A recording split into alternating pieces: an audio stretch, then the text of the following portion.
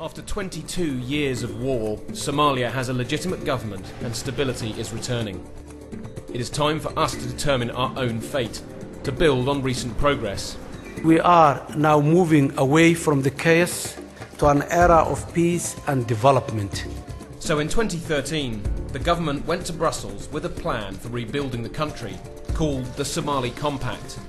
This plan, written in consultation with the people, pulled together the priorities of ordinary Somalis.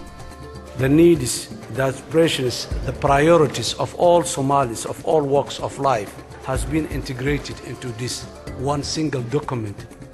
The international community agreed that the Somali people should drive their own development. They pledged $2.5 billion to be invested in 5 key areas. This is called the New Deal for Somalia. We now have a clear and agreed roadmap of how Somalia can address its most urgent priorities, with a focus on inclusive politics, economic regeneration and restored security. It's a partnership between the international community, the government of Somalia and its people.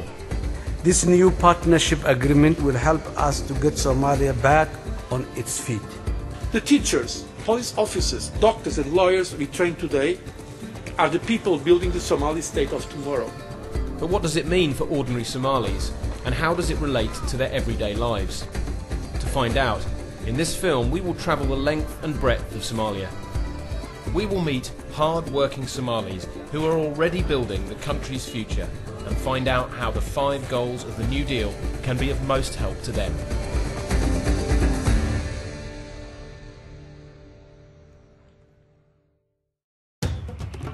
Across Somalia, people are enjoying peace and stability that just 5 years ago seemed a distant dream.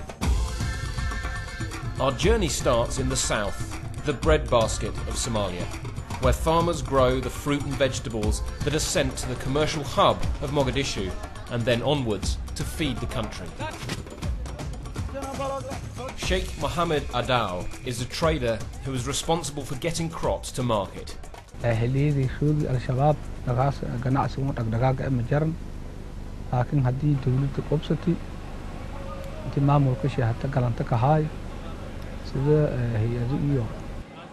Security improvements mean life is easier for people here, but now investment is needed to consolidate those gains.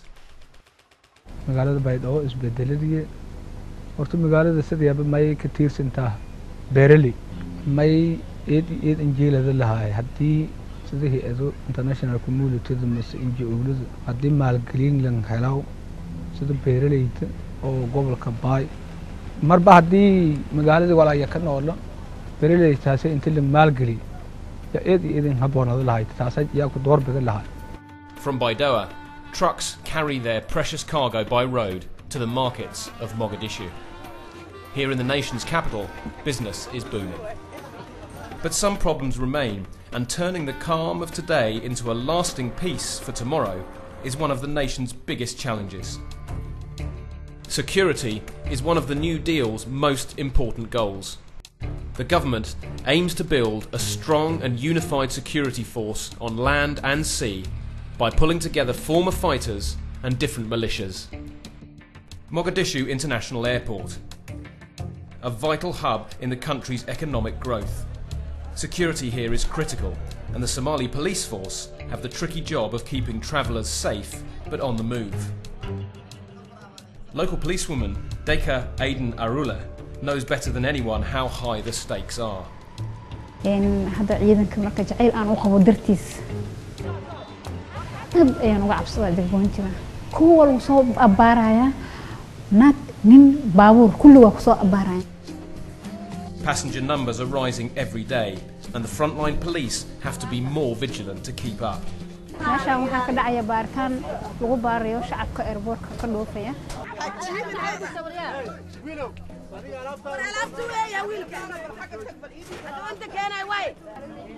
dadku waan baarnaa korkooda waan baarnaa boorsooyinkooda waan baarnaa si mashiinka gudaha aan looga gudbinin qarax saas ayaan u shaqaynaa. wallaahi maanta haddii loo fiirsho wax dhibaataa lama aanaan kulmin, wax dhibaataa iyo wax buuqa iyo wax rabshaan midna ma aanaan la kulmin. jawiga saaka aan ku soo kacnay nabadu ahay sidii ilaa hadda nabadu yahay, wixii gadaal ka imaan doona Allah u yaclam. Decca's life is going to get even busier. 14 private airlines already run 60 scheduled flights from this airport, flying passengers all over the country and the world. A new terminal later this year will keep up the momentum.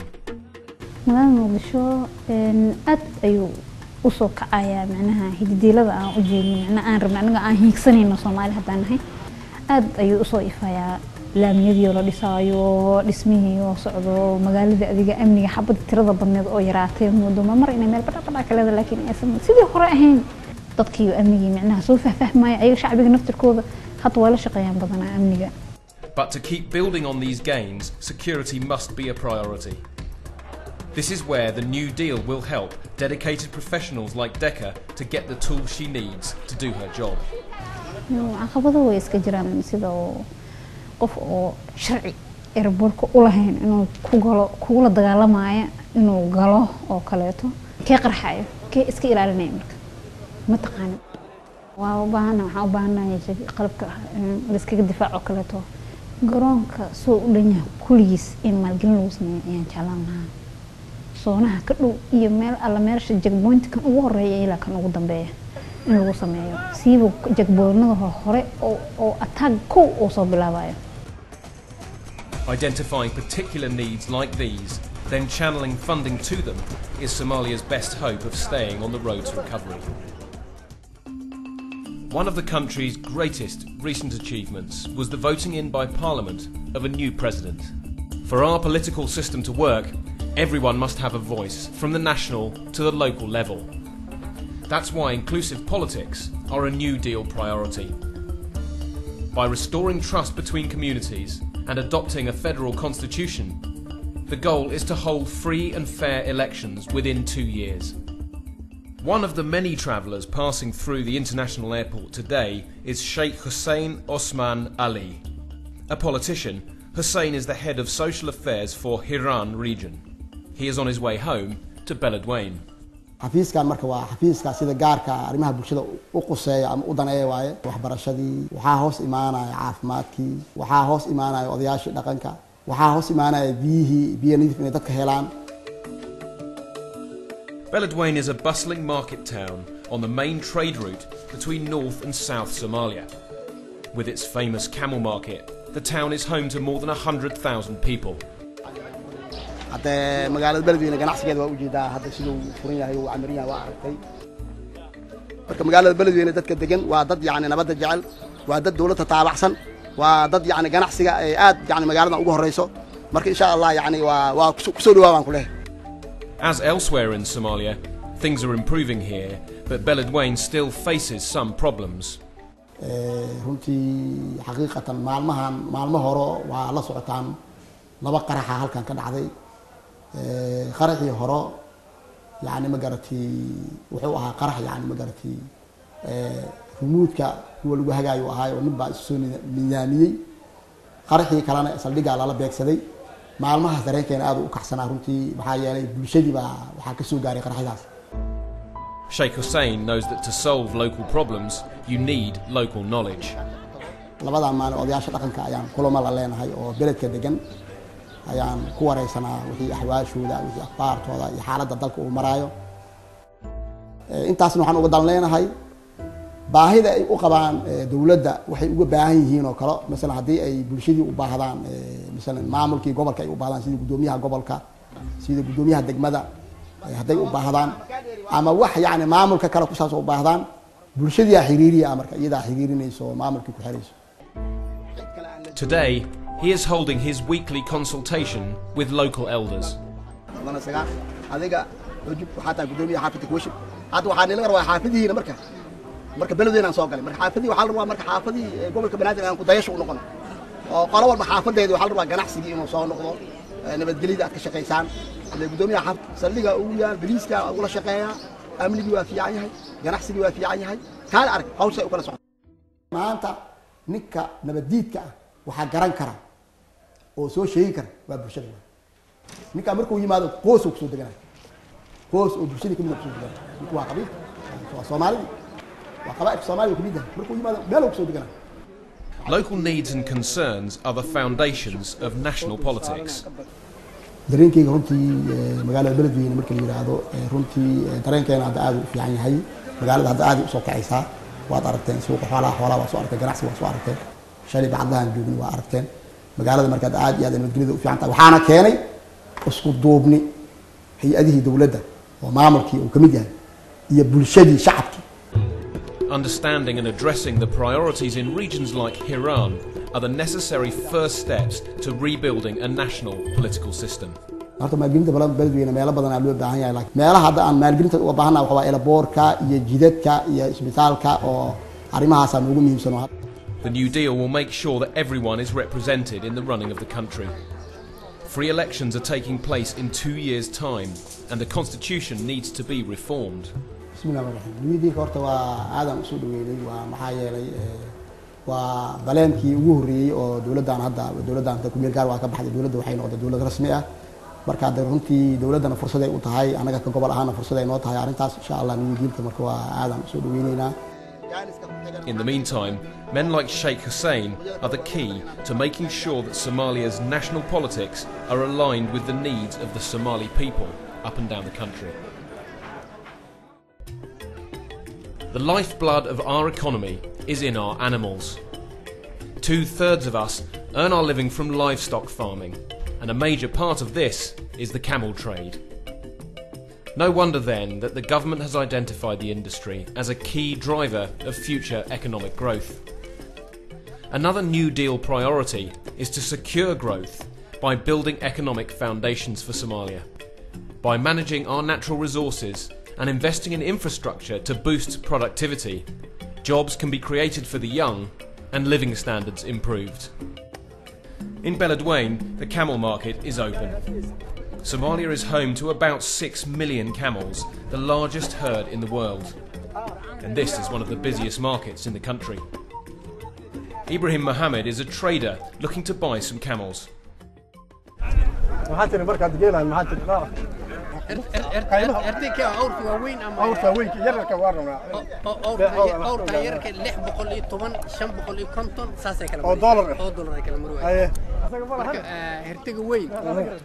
موين واسكت دير موكسنته اسقو هو مروها بالك سغال بقول كنتون هذا مروها. Camel meat and milk is consumed at home, but the real money is in exports.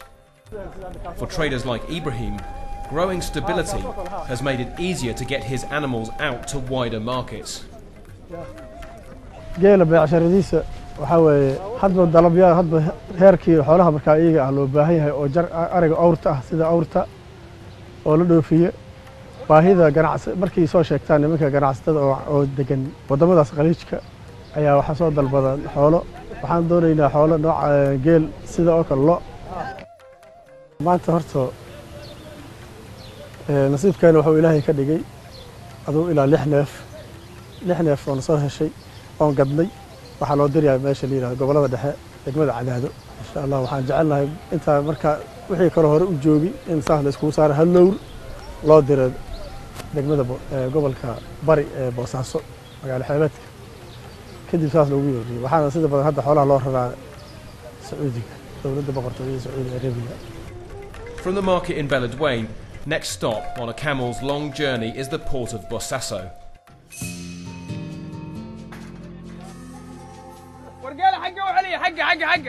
Mohammed Farah is one of the biggest exporters in the region. As a camel trader, he is continuing a tradition that has been an integral part of the Somali landscape for centuries. For example,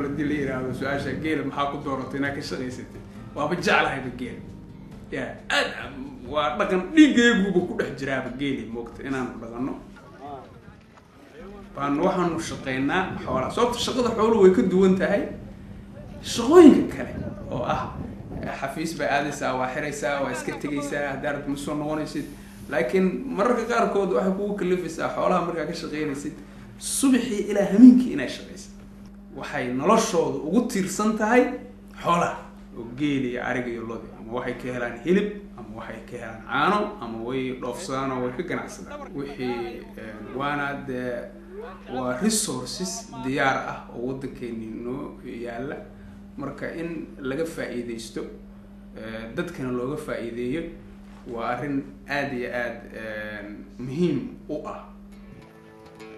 Ancient tradition meets modern science as Mohammed's camels undergo strict checks before they can be sold abroad.